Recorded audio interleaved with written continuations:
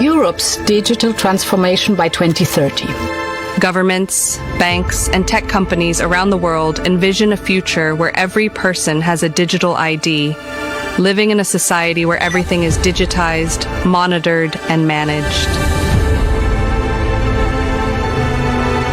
We want to offer to Europeans a new digital identity. They're basically proposing to have a bunch of your information in one place connected to a digital identity. It's about building the infrastructure of control so that then you can control people's behavior. In which you will have to have a digital ID to live your life. So the right to work, then the right to rent, banking, education, childcare, voting. Money could soon evolve into a global central bank digital currency, eliminating cash and allowing every transaction to be tracked by governments, banks, and tax authorities. Your digital wallet would be linked to your ID card. From both... The president of the European Central Bank says the euro is moving toward a digital currency. And we work very hard on making sure that we have a digital euro, so that we have a European solution. So why not our currency as well? Well, once you have the digital money system, then there's all sorts of services and applications that can be built on top of that. Yeah. People are pushing in a very obvious and very specific direction. They want digital currency, centralized digital currency that they control, and they want to get everybody on a social credit score system. They'll probably connect it to some sort of a vaccine app, or if you want to travel around, all they would need is another pandemic to try to push that shit through. Digital ID is the end of democracy as we know it, and an irreversible step into a dystopian future.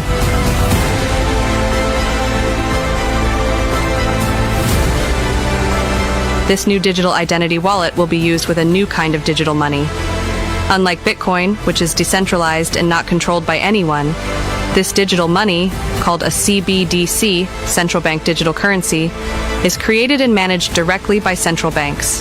A central bank would directly issue a CBDC, and then that's the currency that the people would be using in wallets that are managed by the central bank.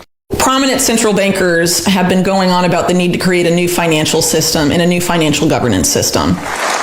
A digital euro, for example, will make it easier for companies and consumers alike.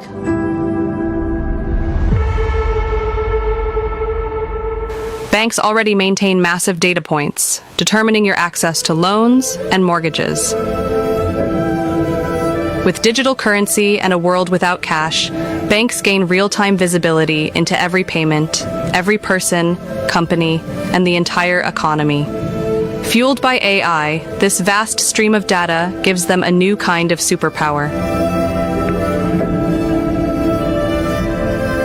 And surely it's hard to imagine that the West would turn this system into a Big Brother-style digital prison like China's, right? Western democracies have far stronger legal safeguards, privacy laws, and oversight than China's surveillance state.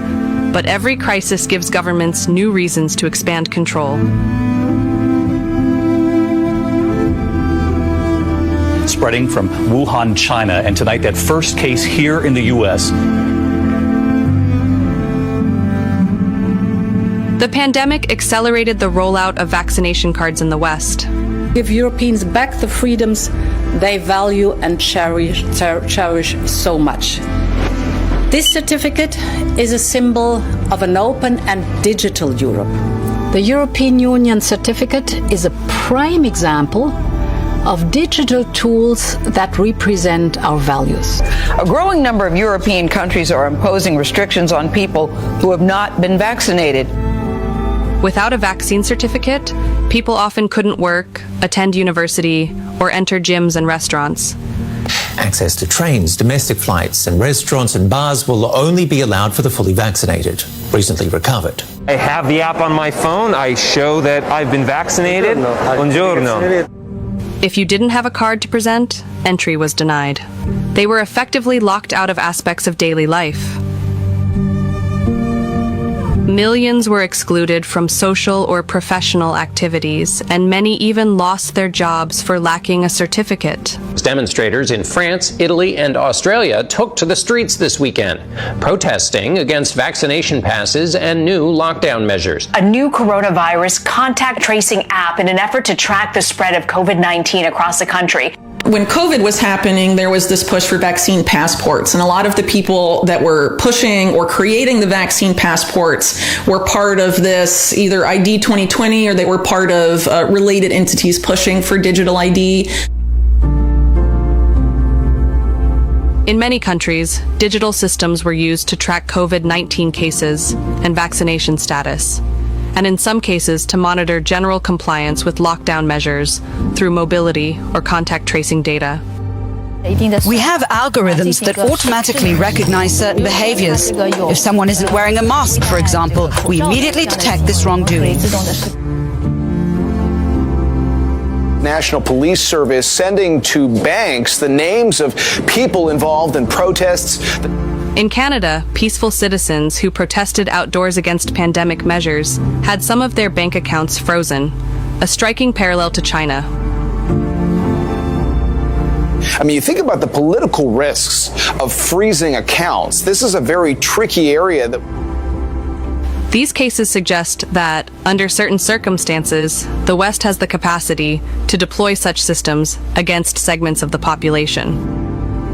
In the name of the greater good, whether during a pandemic, a terrorist attack, or efforts to reduce crime or environmental impact, tracking people's behavior, movements, or even thoughts might be considered reasonable. But just think back to what happened to during the pandemic. A lockdown happens. You're meant to go for one walk a day. This is giving out to the government data and movements and whatever else, which is deeply, deeply worrying. As you say, during the pandemic, if you've been identified as a 2-walk-a-day person, or maybe you chose not to get vaccinated, well, then you are denied access to X, Y, Z. I do not want to give that power to a government that has consistently proven not only untrustworthy, but authoritarian. The groundwork for digital ID systems was established well before COVID-19. Among the most influential initiatives was one launched in 2016 called ID 2020.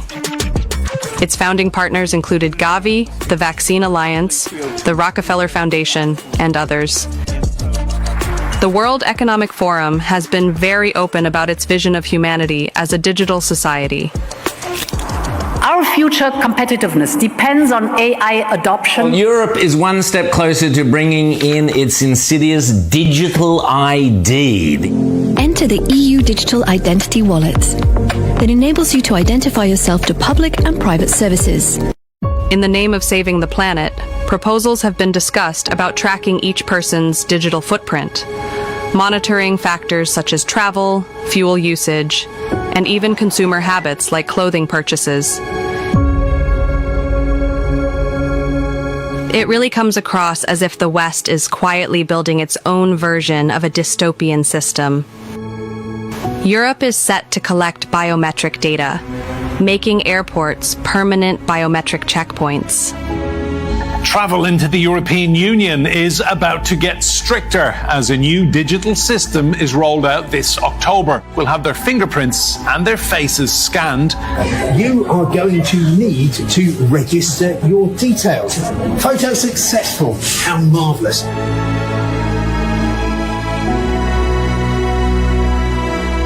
Both in China and in European countries, AI-powered surveillance cameras track faces, gestures, and movements everywhere.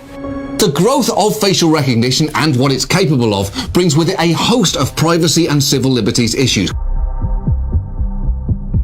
Even the car you drive is constantly logged in a giant database. So at the same time as a facial biometric digital ID is being made mandatory for every single person in the country, cameras are being introduced that scan your facial biometric. Because what we're effectively talking about here is a Chinese social credit score, isn't it? Whether it falls into a full-blown Chinese-style social kind of credit system who knows? But it feels less laughable today, doesn't it, than it probably did, 5 years ago. Well, are we already living in a world where our privacy is so compromised that this really doesn't add a great deal to it? Every day, more and more of your life is digitalized and centralized into huge databases. By 2030, all EU citizens should have access to electronic health records. Many countries already have digital ID systems, and these are gradually evolving into more centralized frameworks for managing health, taxes, and travel. There is no denying that these digital ID systems can be extremely convenient. No long lines, paperwork, or bureaucracy. You can file your taxes, schedule doctor appointments, and store all your documents in a single, fast, and easy-to-use digital system. And to interact with governments and businesses across the European Union.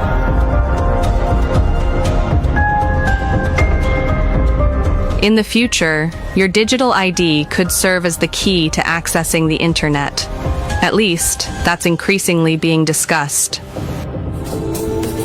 An identity that ensures trust and protects users online. Spanish Prime Minister Pedro Sanchez has called for an end to online anonymity. And force all these platforms to link every user account to an European digital identity wallet. What's Sanchez's proposal? To link all social media accounts to a European digital identity wallet. We are that close to a situation where you basically need a digital ID to go online. For example, your online activity will be linked to a digital ID, or certainly there will be people calling for that. And Europe is already planning to gain access to scan people's messages. The EU's plan to scan private messages and flag to the police any content suspected of being child sexual abuse. The big problem here from privacy activists is that everyday users are going to be exposed to a whole new vulnerability, which is the breaking of their end-to-end encryption services. These programs, mass surveillance, is not about public safety. It is not about terrorism. It is about power. It is about economic espionage, it is about diplomatic manipulation, and it is about social influence. In the UK, internet authorities constantly monitor online discourse and can arrest individuals based on their posts. She's basically viewed a post, which is not an arrestable offence. The only thing is we need to seize the phone at this current moment. Your daughter will get arrested. For what? And viewing a social media post? Is that I need to go with you in order to... No, absolutely not. What shall we do to happen, Lisa? I would like you to leave now. I'd like you to leave. This is why you're... Okay, I have nothing more to say to you. More and more people are taking a stand against this digitalization of humans. Almost 3 million people in the UK have signed a petition opposing this digital ID system.